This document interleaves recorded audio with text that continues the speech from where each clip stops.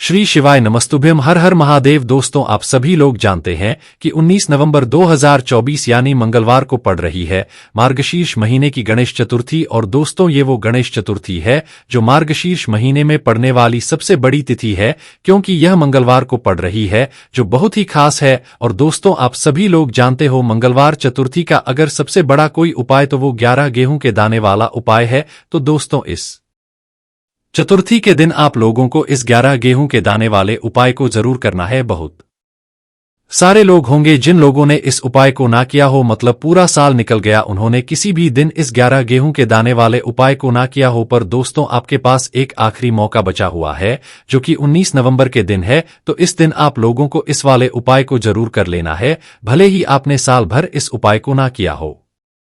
पर अगर आपने इस मार्गशीर्ष महीने की गणेश चतुर्थी के दिन अगर इस वाले उपाय को कर लिया, तो आपको इस उपाय को करने का वो फल मिलेगा जिसकी आपने कभी कल्पना भी नहीं करी होगी।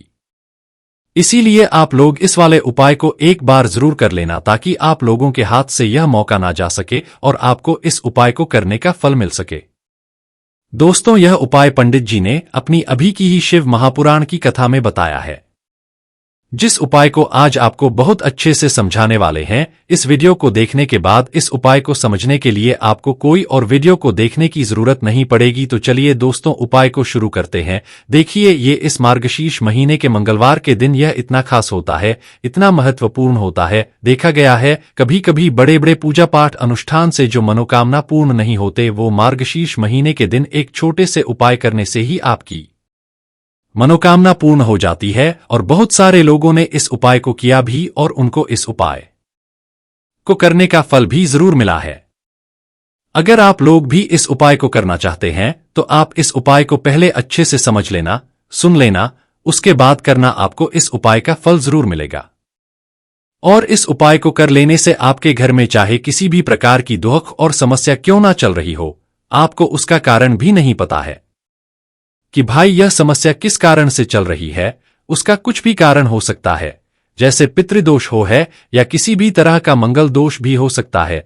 तो इस दिन आप लोगों को यह वाला उपाय कर लेना है। यह एक ऐसा उपाय है जिस उपाय को अगर किसी विशेष दिन पर किया जाए, तो भाई उस विशेष दिन का जो है वह तो हमें मिलता ही मिलता है। पर हमने उस दिन पर इस 11 गेहूं के दाने वाले उपाय को किया है, तो हमें उससे भी बड़ा फल मिलता है, और फल बहुत जल्दी मिलता है, क्योंकि आप इस उपाय को बहुत ही बड़े और दिन पर कर रहे हो। तो चलिए अब उपाय के बारे में बात करते हैं, लेकिन उससे पहले आप लोगों को यह जानना आवश्यक है कि आखिर यह उपाय किस समय करना है, किसको करना है और कैसे करना है। तो चलिए हम आगे वीडियो में एक एक करके बता देते हैं।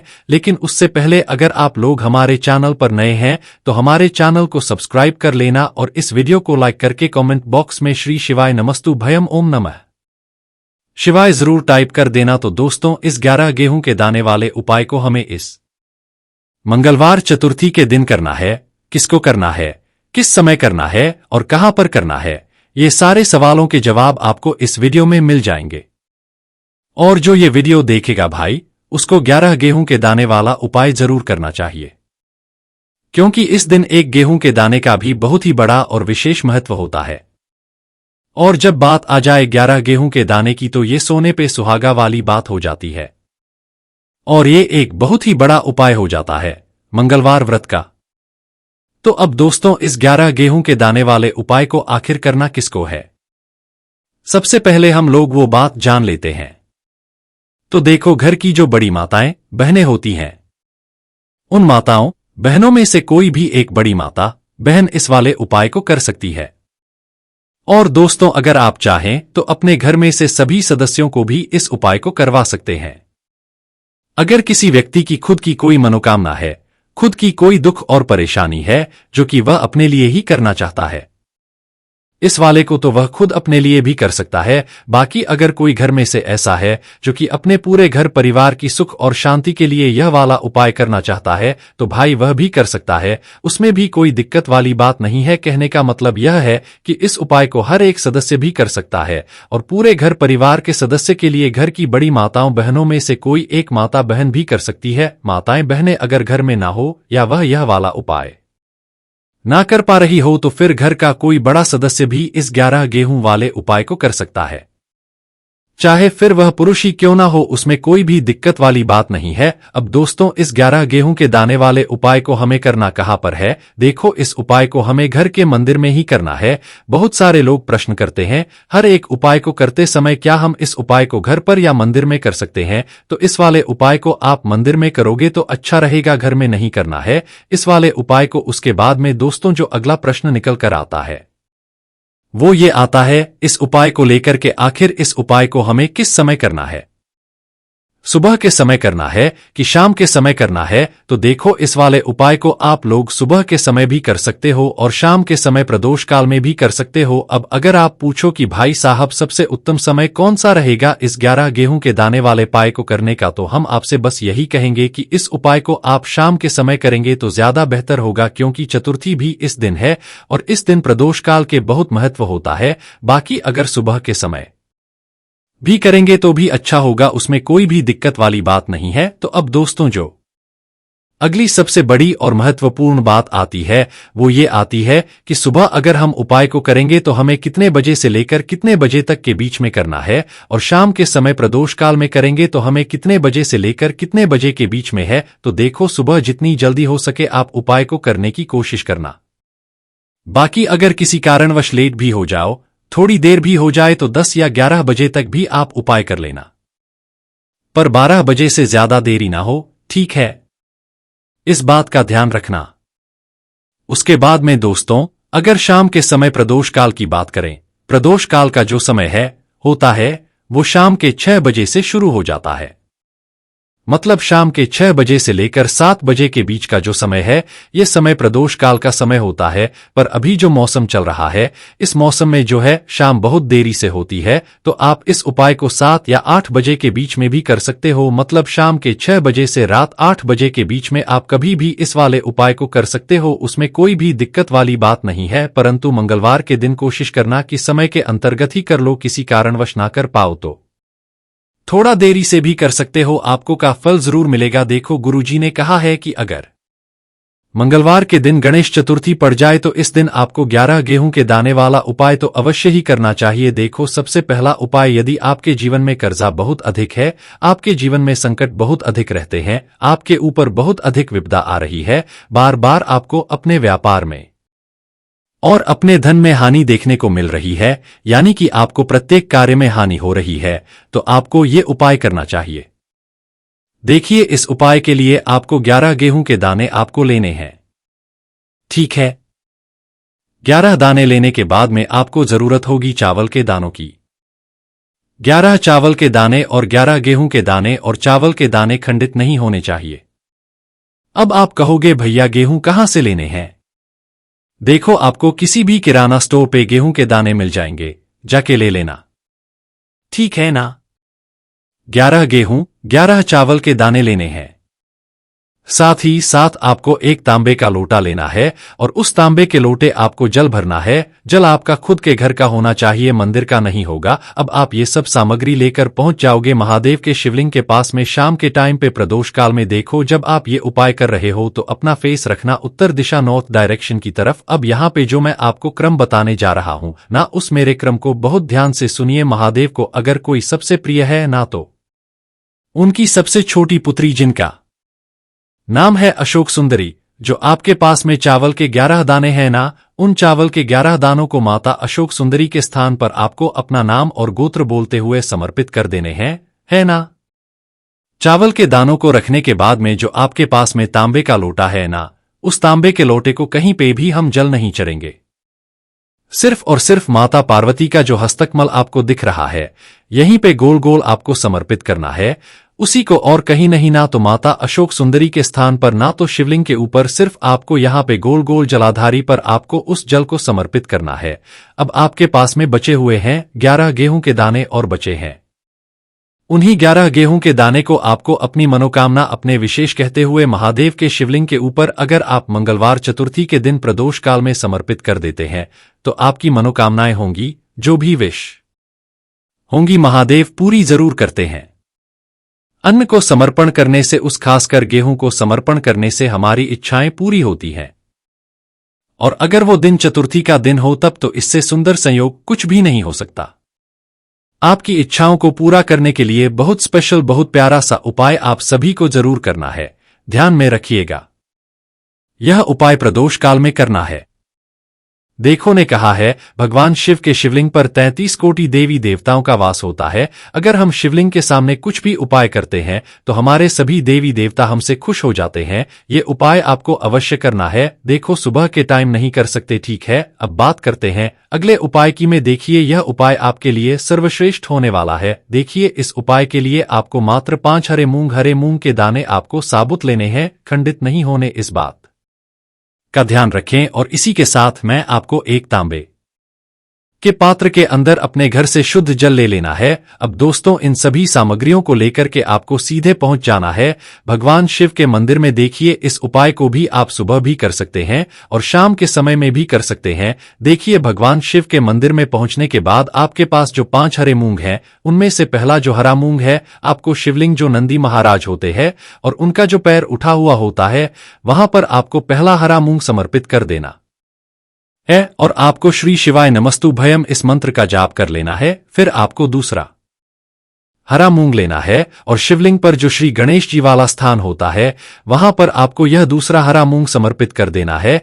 यानी कि शिवलिंग के सीधे तरफ आपको यह दूसरा हरा मूंग समर्पित करना है और फिर आपको ओम नमः शिवाय, फिर श्री गणेशाय नमः इस मंत्र का जाप कर लेना है। तीसरा हरा मूंग का दान आपको भगवान शिव की सबसे प्रिय पुत्री माता अशोक सुंदरी वाले स्थान पर समर्पित करना होगा। शिवलिंग की जो जलाधारी होती है, जहां से जल बह करके आता है, उसी जलाधारी के बीच में जो कहीं कहीं उठी हुई लाइन होती है सांप की आकृति के रूप में, वहीं पर आपको तीसरा हरा मूंग समर्पित करना है और फिर आपको इसका जाप कर लेना है। अब दोस्तों, चौथा जो हरा मूंग है, उसे आपको भगवान कार्तिकेय जी का जो स्थान होता है शिवलिंग पर, वहां पर आपको ये चौथा हरा मूंग का दाना समर्पित कर देना है और आपको ओम नमः शिवाय इस मंत्र का जाप कर लेना है। अब दोस्तों, आपके पास जो 5वां और अंतिम हरा मूंग बचा हुआ है, उससे आपको उससे जल के पात्र के अंदर डाल देना है और इस हरे मूंग से युक्त जल से आपको भगवान शिव के शिवलिंग का कर देना है। जल आपको बिल्कुल धीरे धीरे समर्पित करते जाना है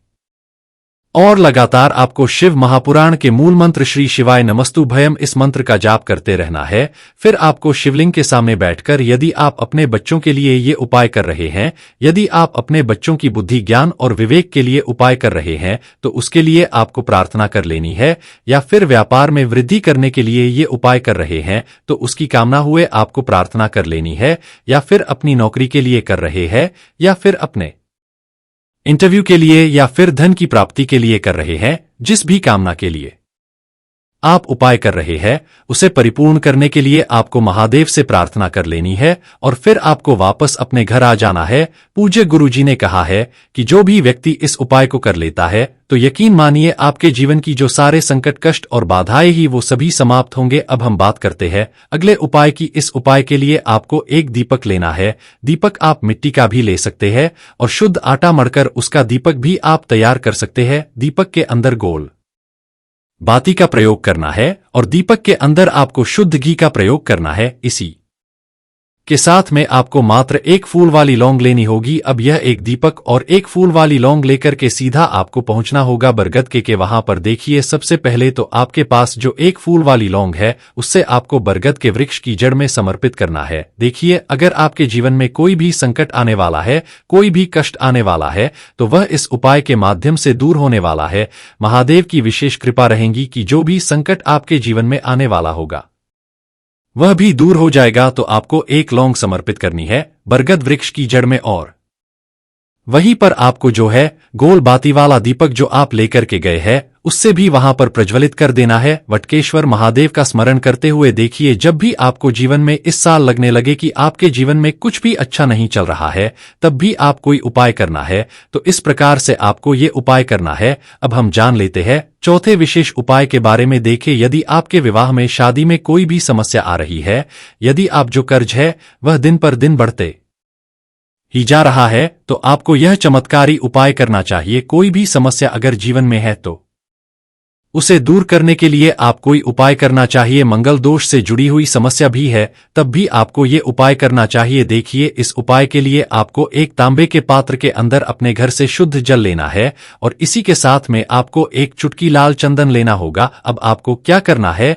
कि जो लाल चंदन आपने लिया है उसे आपको उससे जल के पात्र के अंदर डाल देना है और ये जल जो है आपको लाल चंदन से युक्त तैयार कर लेना है और ये लाल चंदन से युक्त जल आपको भगवान शिव के मंदिर में लेकर के पहुंचना है। लेकिन ये उपाय भी आप सुबह से लेकर के शाम तक कर सकते हैं। अब दोस्तों, ये जो लाल चंदन से युक्त जल है इससे आपको भगवान शिव के शिवलिंग पर धीरे धीरे अर्पित कर देना है और आपको लगातार श्री शिवाय नमस्तुभयम इस मंत्र का जाप करते रहना है। देखिए, यदि आपके जीवन में विवाह से जुड़ी समस्या चल रही है तो आपको मंगलेश्वर महादेव का स्मरण करना है और जीवन में अधिक कर्ज की समस्या है तो आपको आर्यन मुक्तेश्वर महादेव का स्मरण करना है। देखना, एक दिन आपकी सब तरह की समस्या जल्दी ही समाप्त हो जाएगी। तो इस प्रकार से आपको ये चौथा उपाय करना है। अब हम जान लेते हैं अंतिम और पांचवें के बारे में।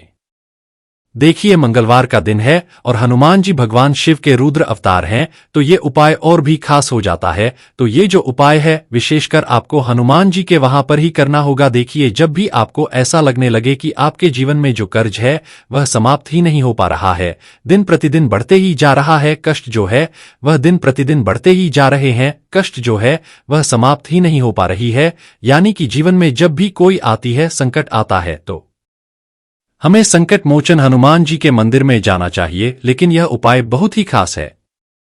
इस उपाय के लिए आपको एक चौमुख दीपक तैयार करना होगा। आपको एक दीपक लेना है, दीपक के अंदर 4 बातियां लगानी है। देखो, बाती के लिए आपको मूली वाला धागा आता है, कलावा का उसकी भी बना सकते हैं या फिर आप सफेद रुई की जो बत्तियां हैं उन्हें भी बना सकते हैं। अब आपको लेना है एक कटोरी सरसों का तेल और अब इस दीपक के अंदर या तो चमेली का तेल डालना है या फिर जो आपने एक कटोरी सरसों का तेल लिया है उसमें आपको सरसों का तेल डालना है और इसी के साथ में आपको मात्र एक फूल वाली लौंग भी लेनी है। देखिए, अब जो ये दीपक है और लौंग है, इन दोनों का आपको हनुमान जी के मंदिर में लेकर के पहुंचना है। अब सबसे पहले तो ये जो चौमुखी दीपक है इसे आपको हनुमान जी के सामने प्रज्वलित करना है। दीपक को प्रज्वलित करने के बाद आपको वहीं पर एक बार हनुमान चालीसा का पाठ है या फिर आप आरन मोचक मंगल स्तोत्र का पाठ भी कर सकते हैं। अब आपके पास जो एक फूल वाली लोग है उनसे आपको अपने सीधे हाथ में रखना है। आपको प्रार्थना करनी है हनुमान जी से कि जीवन की जो भी संकट है, विपदा है, वो सभी आपकी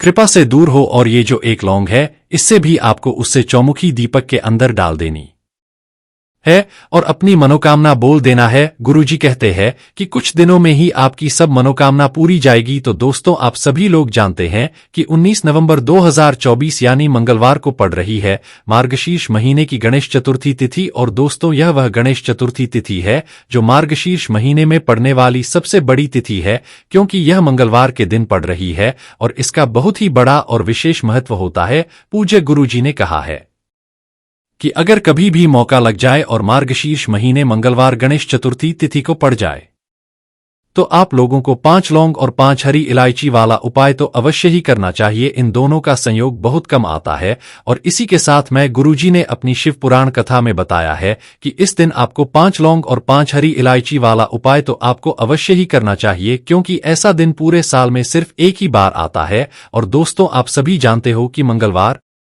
गणेश चतुर्थी तिथि का अगर सबसे बड़ा कोई उपाय है तो 5 लौंग और 5 हरी इलायची वाला उपाय है। तो दोस्तों, इस मंगलवार के दिन आप लोगों को इस 5 लौंग और 5 हरी इलायची वाला उपाय को जरूर करना है। बहुत सारे लोग होंगे जिन लोगों ने इस उपाय को ना किया हो, मतलब पूरा साल निकल गया, उन्होंने किसी भी दिन इस 5 लौंग और 5 हरी इलायची वाला उपाय को ना किया हो। पर दोस्तों, आपके पास एक आखिरी मौका बचा हुआ है जो कि 19 नवंबर के दिन है। तो इस दिन आप लोगों को इस वाले उपाय को जरूर कर लेना है। भले ही आपने पूरे महीने भर इस उपाय को ना किया हो, पर अगर आपने इस मार्गशीर्ष महीने के गणेश चतुर्थी तिथि के दिन अगर इस वाले उपाय को कर लिया तो आपको इस उपाय को करने का वह फल मिलेगा जिसकी आपने कभी कल्पना भी नहीं करी होगी। इसीलिए आप लोग इस वाले उपाय को एक बार जरूर कर लेना है ताकि आप लोगों के हाथ से यह मौका ना जा सके और आपको इस उपाय को करने का फल मिल सके। दोस्तों, यह उपाय पंडित जी ने अपनी अभी की ही श्री शिव महापुराण की कथा में बताया है। जिस उपाय को आज हम आपको बहुत अच्छे से समझाने वाले हैं। इस वीडियो को देखने के बाद इस उपाय को समझने के लिए आपको कोई और वीडियो को देखने की जरूरत नहीं पड़ेगी। तो चलिए दोस्तों, उपाय को शुरू करते हैं। देखिए, यह इस मार्गशीर्ष महीने के मंगलवार गणेश चतुर्थी तिथि के दिन यह इतना खास होता है, इतना महत्वपूर्ण होता है। देखा गया है कभी कभी बड़े बड़े पूजा पाठ अनुष्ठान से जो मनोकामना पूर्ण नहीं होते, वह मार्गशीर्ष महीने के मंगलवार गणेश चतुर्थी तिथि के दिन एक छोटे से उपाय करने से ही आपकी मनोकामना पूर्ण हो जाती है। और बहुत सारे लोगों ने इस उपाय को किया भी है और उनको इस उपाय को करने का फल भी जरूर मिला है। आप लोग भी इस उपाय को करना चाहते हैं तो आप इस उपाय को पहले अच्छे से समझ लेना, सुन लेना, उसके बाद करना। आपको इस उपाय का फल जरूर मिलेगा। और इस उपाय को कर लेने से आपके घर में चाहे किसी भी प्रकार की दुख और समस्या क्यों ना चल रही हो, आपको उसका कारण भी नहीं पता है कि भाई ये समस्या किस कारण से चल रही है। उसका कुछ भी कारण हो सकता है, जैसे पितृदोष हो सकता है या किसी भी तरह का मंगल दोष भी हो सकता है। तो इस दिन आप लोगों को यह वाला उपाय कर लेना है। यह एक ऐसा उपाय है जिस उपाय को अगर किसी विशेष दिन पर किया जाए तो भाई उस विशेष दिन का जो है वह तो हमें मिलता ही मिलता है, पर हमने उस दिन पर इस उपाय को किया है तो हमें उससे भी बड़ा फल मिलता है और फल बहुत जल्दी मिलता है, क्योंकि आप इस उपाय को बहुत ही बड़े और विशेष दिन पर कर रहे हो। तो चलिए अब उपाय के बारे में बात करते हैं, लेकिन उससे पहले आप लोगों को यह जानना आवश्यक है कि आखिर यह उपाय किस समय करना है, किसको करना है और कैसे करना है। तो चलिए हम आगे आपको वीडियो में एक एक करके बता देते हैं। लेकिन उससे पहले अगर आप लोग हमारे चैनल पर पहली बार आए हैं या फिर मेरी आवाज आज पहली बार सुन रहे हैं तो हमारे चैनल को सब्सक्राइब जरूर कर लेना और इस वीडियो को लाइक करके कमेंट बॉक्स में श्री शिवाय नमस्तुभ्यम हर हर महादेव ओम नमः शिवाय जरूर टाइप कर देना। तो दोस्तों, इस 5 लौंग और 5 हरी इलायची वाला उपाय को हमें इस गणेश चतुर्थी तिथि के दिन कैसे करना है, किसको करना है, किस समय करना है और कहां पर करना है, ये सारे सवालों के जवाब आपको इस वीडियो में मिल जाएंगे। और जो ये वीडियो देखेगा भाई उसको 5 लौंग और 5 हरी इलायची वाला उपाय जरूर करना चाहिए, क्योंकि इस दिन एक हरी इलायची के दाने का भी बहुत ही बड़ा और विशेष महत्व होता है। और जब बात आ जाए 5 लौंग और 5 हरी इलायची की तो यह सोने पर सुहागा वाली बात हो जाती है।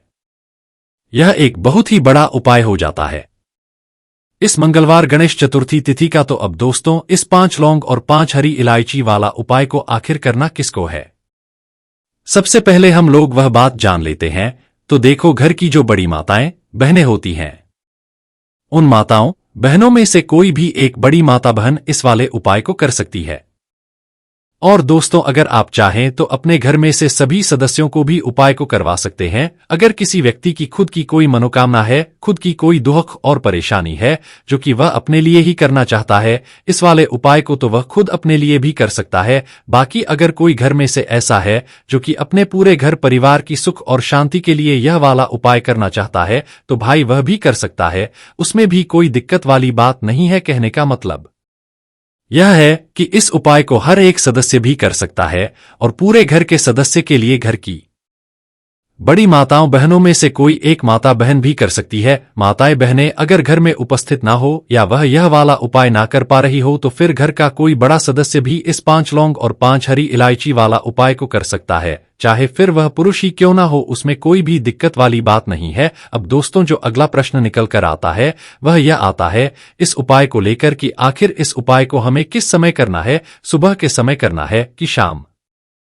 के समय करना है। तो देखो, इस वाले को आप लोग सुबह के समय भी कर सकते हो और शाम के समय प्रदोष काल में भी कर सकते हो। अब अगर आप पूछो कि भाई सबसे उत्तम समय कौन सा रहेगा इस 5 लौंग और 5 हरी इलायची वाला उपाय को करने का, तो हम आपसे बस यही कहेंगे कि इस उपाय को आप सुबह के समय करेंगे तो ज्यादा बेहतर होगा। बाकी अगर प्रदोष काल शाम के समय भी करेंगे तो भी अच्छा होगा, उसमें कोई भी दिक्कत वाली बात नहीं है। तो अब दोस्तों, जो अगली बड़ी और महत्वपूर्ण बात आती है वह यह आती है कि सुबह अगर हम उपाय को करेंगे तो हमें कितने बजे से लेकर कितने बजे तक के बीच में करना है और शाम के समय प्रदोष काल में करेंगे तो हमें कितने बजे से लेकर कितने बजे के बीच में करना है? तो देखो, सुबह जितनी जल्दी हो सके आप उपाय को करने की कोशिश करना। बाकी अगर किसी कारणवश लेट भी हो जाओ, थोड़ी देर भी हो जाए, तो 10 या 11 बजे तक भी आप उपाय कर लेना, पर 12 से ज्यादा देरी ना हो, ठीक है? इस बात का ध्यान रखना। उसके बाद में दोस्तों, अगर शाम के समय प्रदोष काल की बात करें, प्रदोष काल का जो समय है होता है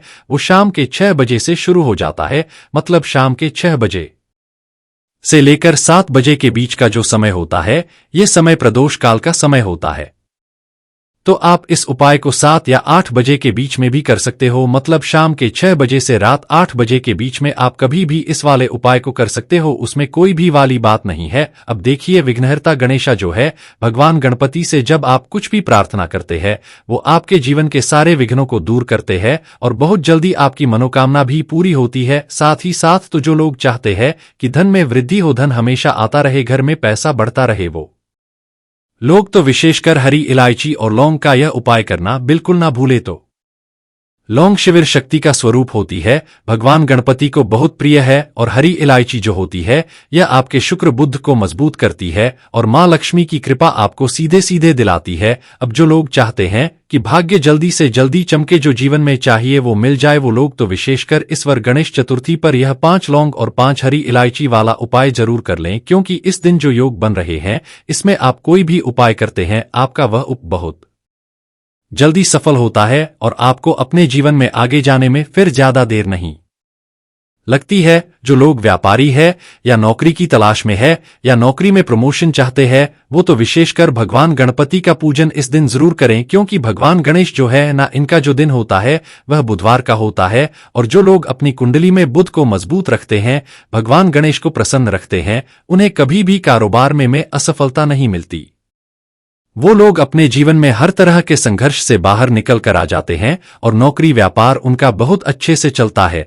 इसी के साथ जो लोग कहते हैं कि कार्य में अड़चने बहुत आती हैं, काम बिगड़ते बहुत हैं, बनता हुआ काम भी बिगड़ जाता है या फिर काम बन ही नहीं पाता है, आप जो करना चाहते हैं वह जीवन में नहीं कर पा रहे हैं, तो हमेशा आप यह लौंग और इलायची वाला उपाय गणेश चतुर्थी पर जरूर कर लें। अब मार्गशीर्ष का जो होता है ना, ये विशेषकर लाभकारी होता है धन को बढ़ाने के लिए और धन संपदा में वृद्धि करने के लिए। तो गणेश चतुर्थी के दिन यदि कोई भी व्यक्ति पूरी सच्ची श्रद्धा से इस उपाय को कर लेता है, तो उसके जीवन के जितने भी दुख है वो बहुत जल्दी खत्म हो जाते हैं, दूर हो जाते हैं, जीवन में लौटकर नहीं आते हैं। साथ ही घर में सुख समृद्धि के साथ आर्थिक संपन्नता भी आती है और ज्ञान में वृद्धि होती है। मतलब आप अपने जीवन में ऐसे ऐसे कार्य करते हैं कि हर जगह मान सम्मान बढ़ता है, आपका नाम होता है, क्योंकि भगवान गणेश जो है यह प्रथम पूजनीय भी है और सबसे बुद्धिमान देवता भी भगवान गणेश ही है। और जिस व्यक्ति को भगवान गणपति का आशीर्वाद मिल जाता है, इनकी कृपा मिल जाती है, उसकी सारी मनोकामनाएं बहुत जल्दी पूरी होती है। तो जो लोग चाहते हैं कि मनोकामना जल्दी से जल्दी पूरी हो जाए, वो लोग भी विशेषकर यह उपाय जरूर करें। तो चलिए बात कर लेते हैं उपाय कैसे करना है और कौन कौन सी चीजें आपको यहां पर लेनी है। सबसे पहले तो आपको 5 हरी इलायची लेनी है। हरी इलायची खंडित ना हो, टूटी हुई ना हो, 5 ही आपको लेनी है। लौंग, साबुत लौंग लेनी है, साबुत हरी इलायची लेनी है। इस चीज का पूरा आपको ध्यान रखना है। एक देसी घी का दीपक आपको तैयार करना है और अपने घर के मंदिर में बैठ जाना है। सबसे पहले भगवान गणेश के आगे घी का दीपक लगाएंगे। अब आपको क्या करना कि जो हरी इलायची आपने ली है वो हरी इलायची और 5 लौंग ये भगवान गणेश के आगे आपको रखना है। उनसे प्रार्थना करनी है कि जितने भी दुख है, कष्ट है, जीवन में आ रही बाधाएं है, संकट है, हे विघ्नहर्ता गणेश आप उन्हें दूर कर देना। फिर आपको महादेव माता पार्वती का ध्यान करना है।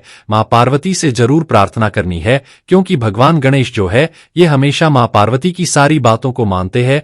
फिर जो भी आपको अपने जीवन में चाहिए, धन चाहिए, कुछ और जीवन में चाहिए, ठीक है ना, जो भी आपकी मनोकामना है, आपको यहां पर गणपति भगवान से कह देना है। और फिर वो जो हरी इलायची है, लौंग है, गणेश चतुर्थी वाले दिन ऐसे ही घर के मंदिर में आप रखा रहे रहने देंगे कि मेरे धन को आप ही बढ़ाइए, मेरे धन पर जो भी संकट है उसे दूर करिए और कभी मेरे धन पर संकट ना आए, आपकी कृपा हमेशा मुझे मिलती रहे, ऐसी कर लेना और इस उपाय को कर लेना। फिर देखना जीवन में कैसे धन आता है और कैसे धन की प्राप्ति होती है और जीवन में आ रहे जितने भी संकट है, कष्ट है, बाधाएं है, कार्य में आ रही अड़चन है, सभी कुछ आपके जीवन से दूर हो जाता है।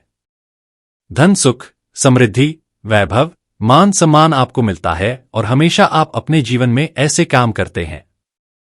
जब आप देखेंगे कि हर जगह आपका नाम होता है तो जरूर से इस उपाय को करें और मां लक्ष्मी आपके घर में हमेशा कृपा बरसाती है। जब भी आप हरि का कोई भी उपाय करते हैं, क्योंकि हरी इलायची जो है यह महालक्ष्मी को बहुत प्रिय होती है और धन को बढ़ाने का और धन को खींचने का काम करती है, तो इस उपाय को गणेश चतुर्थी पर जरूर करें। चलिए जल्दी से बात कर लेते हैं अब दूसरे उपाय की, जो कि मनोकामना पूर्ति के लिए है। तो देखिए, अगर आप चाहते हैं कि आपकी जो भी मनोकामना है वह जल्दी से जल्दी पूरी हो जाए तो आपको क्या करना है। पीले रंग के पुष्प लेने हैं, पीला फूल यहां पर आप ले सकते हैं। इसी के साथ आपको क्या करना है, थोड़ा सा लेना है आपको गुड़। अब गुड़ का भोग आपको भगवान गणेश को लगाना है। पीले रंग के पुष्प उन्हें अर्पित करने हैं। रोली और अक्षत से उनका तिलक करना है। इतना उपाय अगर आप गणेश चतुर्थी पर करके भगवान गणेश से अपनी मनोकामना कह देते हैं, कितनी भी बड़ी आपकी मनोकामना हो, उसे पूरा होने में ज्यादा समय नहीं लगता है। कुछ ही दिनों के अंदर आपकी बड़ी से बड़ी विश और बड़ी से कामना भी पूरी हो जाती है। बाद में आपको उस गुड़ का क्या करना है, आप उस गुड़ को अपने घर में प्रसाद के रूप में बांटकर भी खा सकते हैं और गौ माता को भी आप वह गुड़ खिला सकते हैं। और जो पुष्प आपने अर्पित किए हैं वह आप किसी भी पेड़ पौधे में उनको डाल दें। तो चलिए अब बात कर लेते हैं तीसरे उपाय की, जो कि व्यापार में आपको लाभ दिलाएगा। नौकरी बहुत जल्दी लगेगी, नौकरी में प्रमोशन मिलेगा और हर क्षेत्र में, हर कार्य में सफलता आपको मिलकर रहेगी।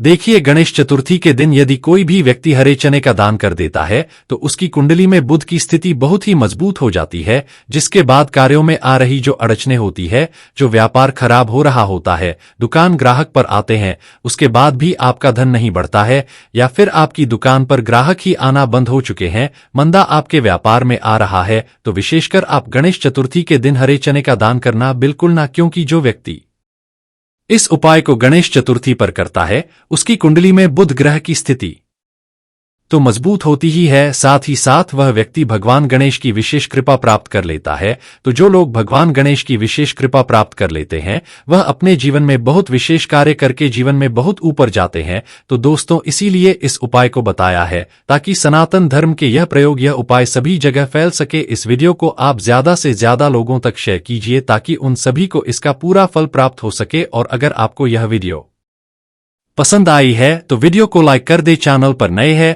तो चैनल को सब्सक्राइब जरूर करें ताकि सभी वीडियो आपको मिलती रहेंगी और आप हमारे चैनल में जाकर बाकी वीडियोस भी देख सकते हैं। और बस इतना ही आपसे आग्रह है कि सभी के साथ उपायों को शेयर करें, क्योंकि इस दुनिया में हर कोई किसी ना किसी परेशानी से परेशान जरूर है। शायद हमारी जरा सी मदद से उसका भाग्य जो है पूरी तरीके से बदल जाए। तो बस यही आप सभी से हाथ जोड़कर विनती है। मिलते हैं अगले वीडियो में। माता एवं बहनों, वीडियो को पूरा देखने के लिए धन्यवाद।